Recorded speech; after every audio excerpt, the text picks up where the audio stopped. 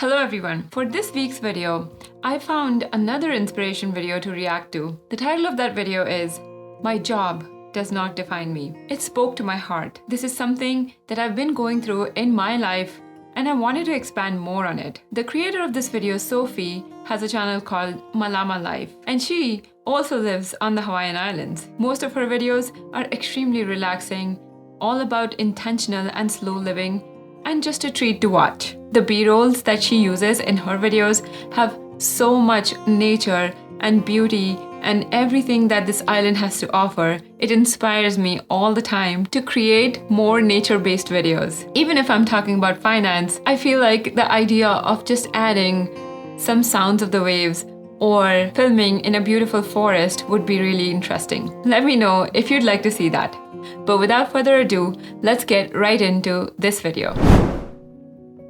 There it is, the beautiful scenery.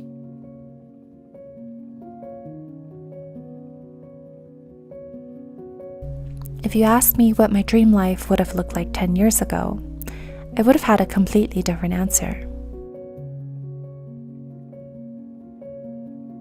I wanted to be a journalist, tell stories for a living, work in a cool office, maybe even travel for work. I question my motives now because I don't think that's what I truly wanted, but it was a dream that I could work towards, and more importantly, it was an identity that I could hide behind. I thought that my character and values were synonymous with my work and my career. But today, my thoughts on this have completely changed. This is such a powerful observation. Every time I watch this video, I learn something new. And the fact that she is owning up to changing her thoughts and feeling okay about it. Because so many times we start thinking one way and then for one reason or the other, we don't want to change.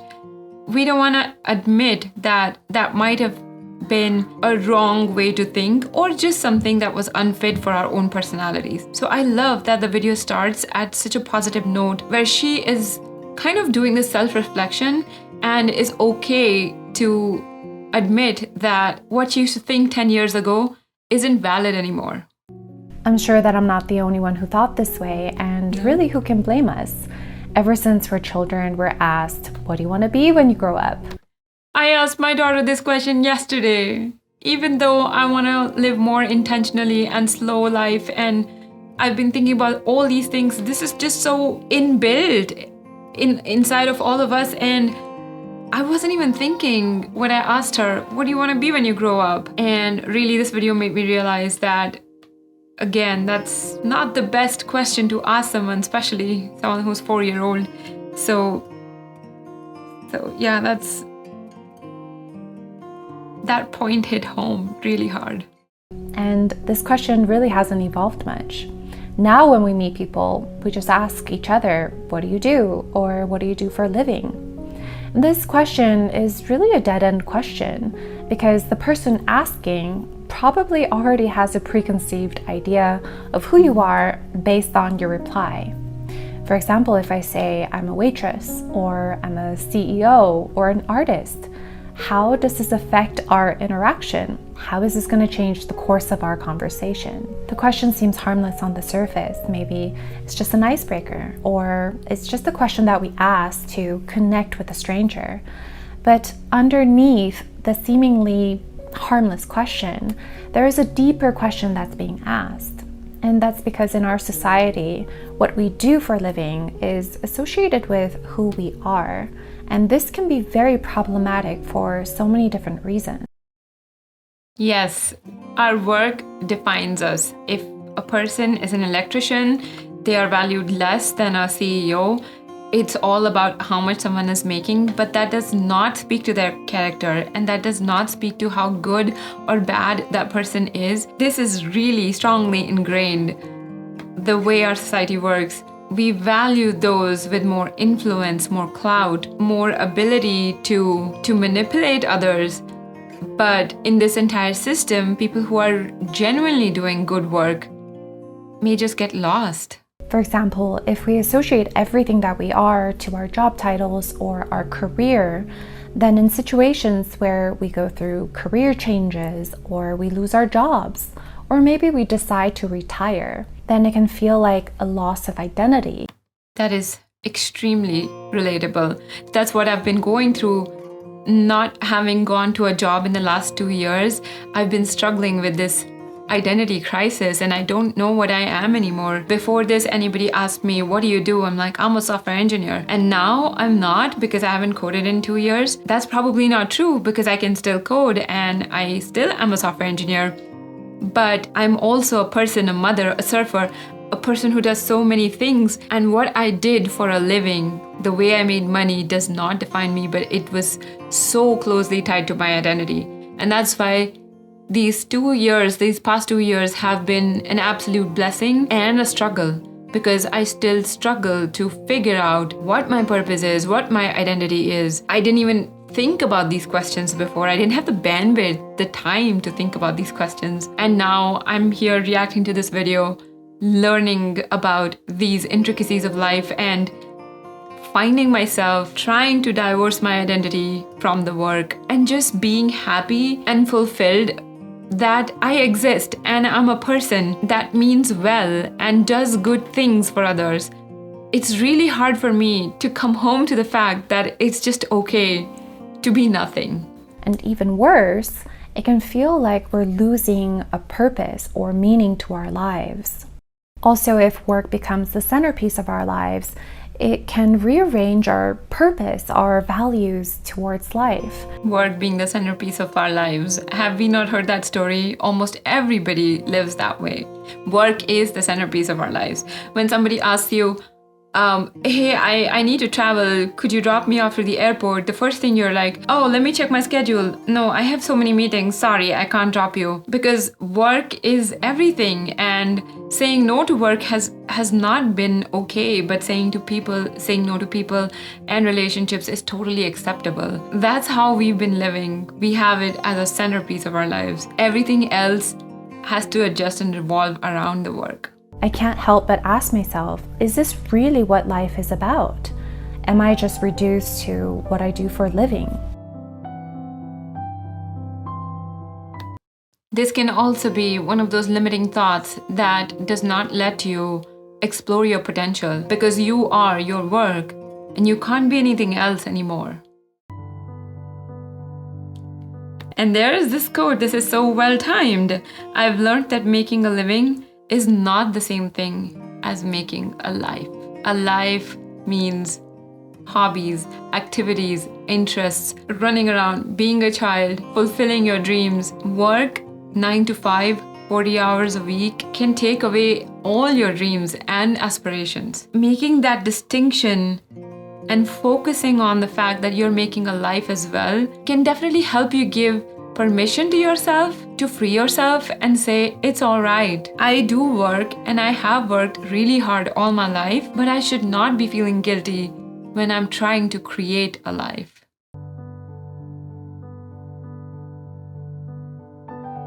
I'm in love with the kind of shots she takes, and it's so perfect Sometimes for the knowing quote. someone's profession can give us clues about their interests, their backgrounds, and even their expertise. But the thing is that we don't all have the same opportunities to work the job that we want. It's really a blessing to find a dream job that you feel passionate about and one that really aligns with your values. But this is not the true for most of us. Some of us, we work the job that we do because we have to pay the bills, or because we have to support our families, or just because life had other plans for us. A job is sometimes just a job. This is such an important point about privilege, that all of us did not grow up in the same background and have the same amount of privilege to be doing certain jobs. And that's why judging somebody by what they do can be so problematic. Even if everybody had the same privilege and the same playing field, most of us choose our careers by the time we are 17, 18 years old, and the brain isn't even developed. Studies show that the brain actually completes development by 22 to 25 years of age. Way before that, we've already chosen our careers. Most of the careers lasted 30 to 40 years. So there was no give. You start at 17 and then work all your life till you're 60, and there is no room to change or any flexibility. If on that basis we end up judging somebody, their choice of work or the profession that they work in, we aren't giving them the benefit of the doubt and the fact that they might not have had any control over that. It's so much more important to understand if this person is kind or empathetic than whether they are a powerful CEO in a company. This is why a job is not an accurate way of getting to know someone. Our assumptions will always get in the way of getting to know the person, the story and the life behind the person. This is true for getting to know others, but also getting to know ourselves. We are so much more than our work, and separating the two ideas can feel really liberating. It can give us the courage to make career changes if we need to, take more risks.